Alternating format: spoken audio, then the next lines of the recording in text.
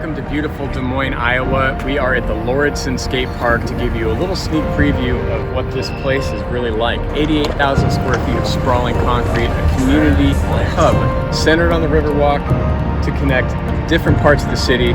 This place is absolutely amazing, and we're going to talk to a couple of stakeholders who helped make it happen. Between the co-chairs, we had more than 100 meetings. Once you kind of explain the vision, but also explain what this is going to bring to the community, you start getting more yeses at that point. If you don't have this, you're going to have some of the problems that have been historically associated with kids trying to find a place to skate. If you want to build a skate park, always be talking about the need for it and find the right people. This is gigantic. I mean, this has really excited Des Moines. There's a lot of public art in Des Moines. There's a very vibrant arts community.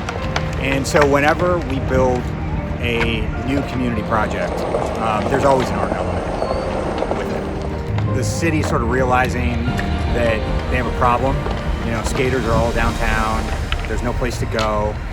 There used to be a law that if you were skating downtown, you would get a ticket. If you got 3 tickets, they would literally arrest you. And about the same time, there was this church group called Amos. They did a citywide survey and were shocked to find out that the #1 item that popped up on the list was a skate park. And so they went to work. They got a group of young skaters together.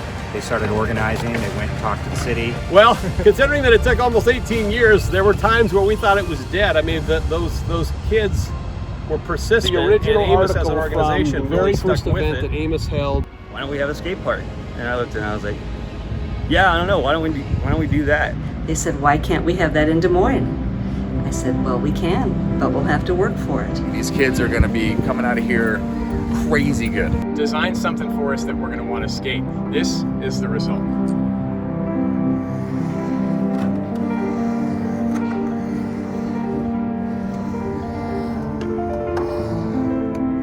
To have a public skate park like this in a city like Des Moines, it transforms the entire character of the city. It's a spectator sport, and with this place, with the grassy knolls and the backdrop with the river, it's just a great place to come and relax in the afternoon and watch somebody skate. I think to be able to incorporate so many different aspects of an open space, from public art to just access for all levels. I think most skate parks offer a lot more to a community than most communities realize. The whole community benefits, whether it's businesses or just people who have nothing to do with skating that want to go to the skate park and hang out and watch, to keeping youth busy and activated.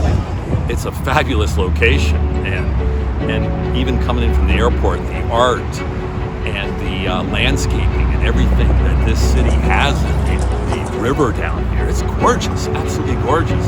So for the Dew Tour to, come from California and move it to here and have this state welcoming, everybody from around the world, it's a tribute to the state of Iowa and the city of Des Moines to pull this off, because we really do need it for the Olympic Games.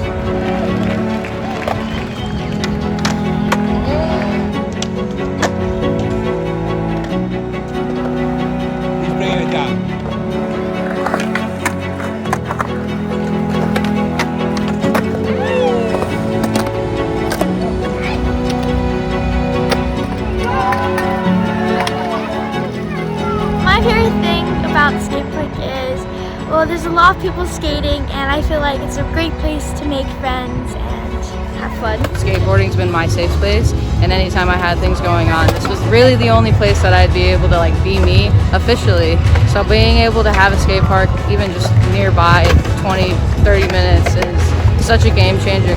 Where I'm from in Austria, the parks are always next to the cemetery. Whereas I think it's really awesome that they put it in the middle. So it's like, all right, yeah, skateboarding is a part of our culture, it's a part of our society, and we acknowledge that and we're happy about it. I wish I had one like that back home. It's one of the best skate parks I've ever seen or been to. Sectioning out smaller stuff so that as a beginner you can come here and feel safe. I think the skate park's amazing. I mean, obviously it's big enough for everybody to enjoy. For Des Moines, it's going to raise some amazing skateboarders. I mean, and that's the goal, is a place, a safe environment where kids can skate for 12 hours a day and come here. Skate parks are so important for the community, and it's just because it's something positive that kids can do growing up. I mean, and that's the biggest thing, right, is that skateboarding teaches you persistence, it teaches you confidence, it gives you confidence, it teaches you so many things, so many life lessons as a kid.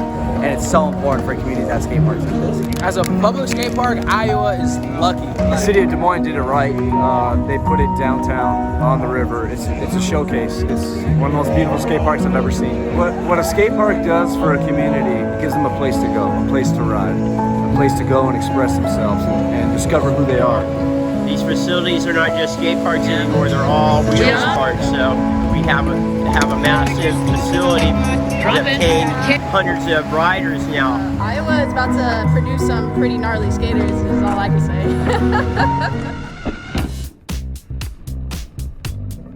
Coming from the Midwest, you know, we don't get this caliber of skate park around here, and so it's amazing. It's actually really incredible to see the largest skate park in the U.S. be in Des Moines, Iowa. You know, I went to a skate park when I was 10 years old and fell in love with skating, and I've never looked back. Having a skate park, especially this size, and it's just going to bring so much more attention to the city, which is going to make skateboarding more a part of the city. Especially here in Des Moines, the skate community is actually like super tight and like one of the most underlooked ones in my opinion. First day it opened, Zion Wright showed up and just like started 540ing. Like, I've never seen a 540 in person. I was speechless. Like, we used to skate around downtown and we used to get kicked out by security guards, get chased by the police. And now we can come here and skate and not have to worry about that. The skate park's crazy because it's massive. I don't want to say it's the best park I've ever skated, but it's the best park I've ever skated. To have a massive park like this and then leave it for the kids and for everyone of Iowa to come skate is absolutely incredible. This whole park, this giant, glorious park, a lot of things to skate. So far, I really love it. I really like the cement. It's a little grippy on the bottom, which I really love. It's great for a wheelchair, and it's so nice and smooth. Woo, woo. Thank you to all the people who supported this. You know, I think it kind of rests on our shoulders to make sure that they've got a quality spot, which this clearly is, and a safe place, and you know, it's good for the future.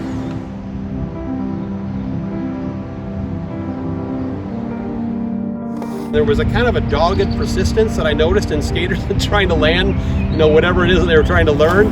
And I would say in terms of advocacy, it's the same thing. The mayor's original advice, don't give up, really held true, that we knew we had to stick with it. We didn't give up, we weren't going to go away, and we just stuck with it, even though we never would have guessed it would take 17 years. 11, 12 years ago, Mark Waters sent us a book from the Skatepark project. That finally initial conversation is what got the ball really, really rolling. I'd like to say thank you to the Skatepark project for being so helpful, just with the information. I just knew that if I had a question that I thought they could answer, I'd reach out and I'd get an answer, or at least go to this direction.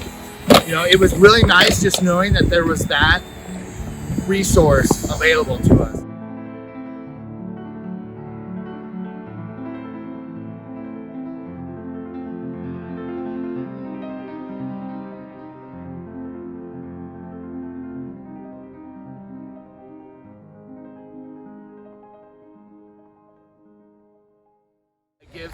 Gives them a place, a safe place, but this is where I think... I'm sorry, the kid just ate. You okay? We're gonna use that one!